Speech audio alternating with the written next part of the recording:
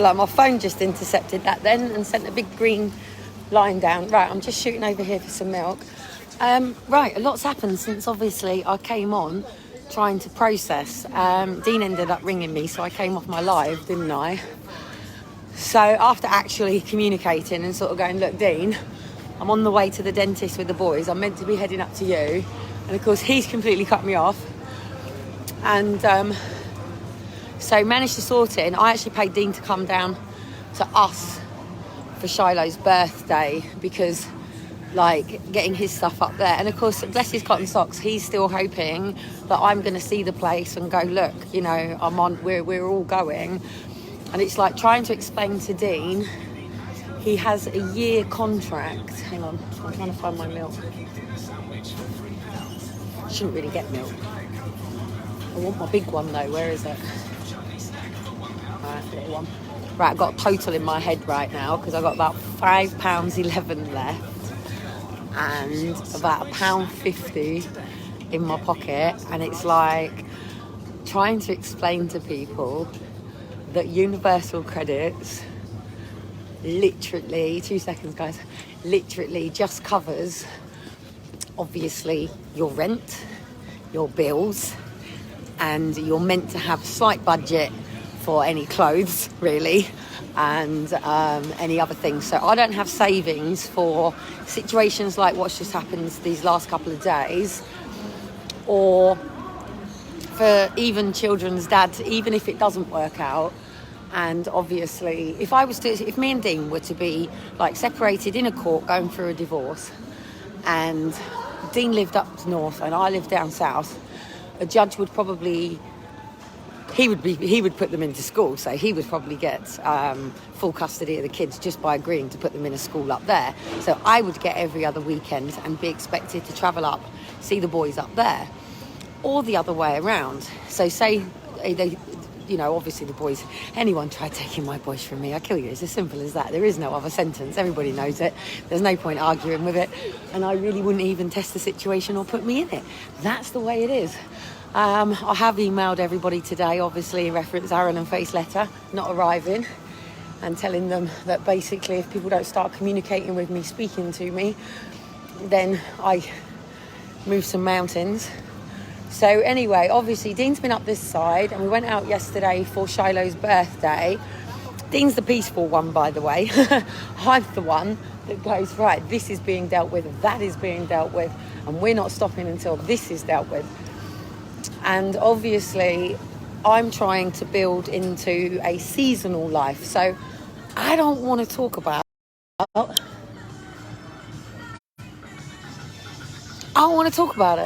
Not yet. And I find it really difficult that you cannot escape the commercialism of something. Sorry. No.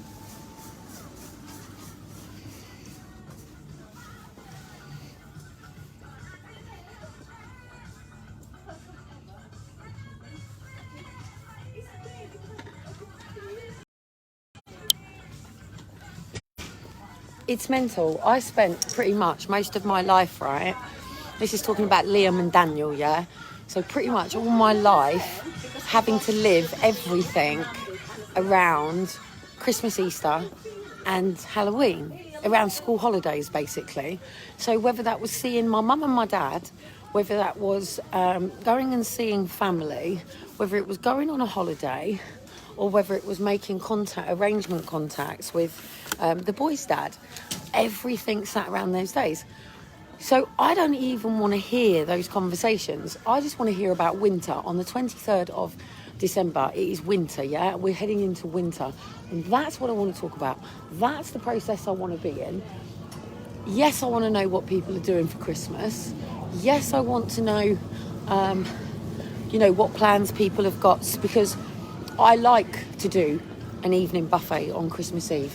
I'm just trying to think of something that I've got to get. I like to do Christmas dinner. I like to do Boxing Day and things like that. And for me as a kid, it was always quite simple. You had Christmas Day at home, My mum would pick me up on Christmas night, and then I would stay at hers and have Boxing Day. And that was always quite difficult because I lived like this with Graham, with the boys as well. So we would alternate it. So one Christmas Eve, the boys would be with me and I would have Christmas morning with them, and then they would go to their dad's Christmas afternoon. And then it's like, it's too complicated. And it's like everyone goes on and bangs on about all this joint custody and equal parenting. Equal parenting consists in a 24-hour day, okay? You cannot equal parent a child split down a weekend to a week, even if you've got children in school, even if you've got children that are not in school. You cannot. Co-parenting and equal parenting exists from down to breakfast. Who puts the bins out? Who makes the breakfast? Who gets the kids up out of bed for whatever it is that they're doing? Whatever the family schedule routine is, families sit down at tea time and have a meal together. Dad, mum and the children. And that's the way it works. By fragmenting that and breaking that, that is not equal co-parenting. Separating children to go to one at a weekend, like take for me an example, going to my mum's every other weekend. My mum moved, so she didn't have stability. So it wasn't like I went to my dad's and I had one set of friends, and then I went to my mum's and I had a different set of friends. I had my cousins, I had my aunties, I had things like that, but I didn't have the same consistency day in, day out within the actual networks that are created by my mum and my dad. And this is what people misunderstand about everything to do with being a parent, right? So take this example at the moment about this MP that stood in Parliament and breastfed her baby, yeah? What a fucking amazing, awesome woman to do such a thing, right? Now, the point being that she has to go to work. And what people have said is, what makes her so special? Now, this is what happens when people are on disability, PIP, people who get support from social, people that don't. That's what everybody says. What makes them so special? Who do they know? And what do they know, basically? 2 secs. But that's not the case. So anyway, for Shiloh's birthday, I obviously got a hold of one of Dean's brothers who's been flagging up on my live. So I thought, okay, you've been on my live, I'll contact you to get Dean's dad's number, because it's his birthday the same day as the boys, as Shiloh's.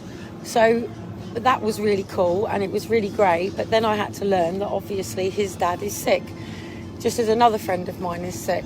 And you know, so that sparked a load of things. So obviously Dean's now hovering, because if we leave to go up there, my car's up for sale now. I'm selling everything up and I'm separating all of the toys, because either way, whatever happens, Dean needs an address and I need an address. And I'm not willing to give up a council tenancy to completely go into something that is being completely unknown with everything that's gone on. But also, you know, whether Dean and I are in a marriage or not, I've got 2 children with him and he doesn't have anyone while he doesn't know what's going on with his dad. So I'm going to help him go up there. So I've got about half a tank of petrol left. I was meant to be outside today sorting everything out, but that's been all distracted by PayPal, trying to get that sorted today. Hang on a minute. Says the man in the Wales. Now, the irony is wearing a mask.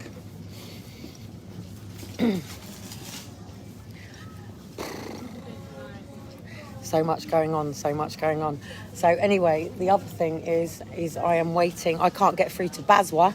My emails have all been blocked with Baswa.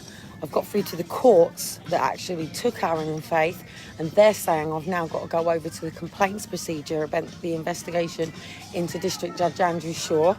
And again, we're in a fragmented system going around in circles. I'm sure I'm meant to get something. 2 seconds, I just got to ring Dean because I've got a feeling I've got to get something.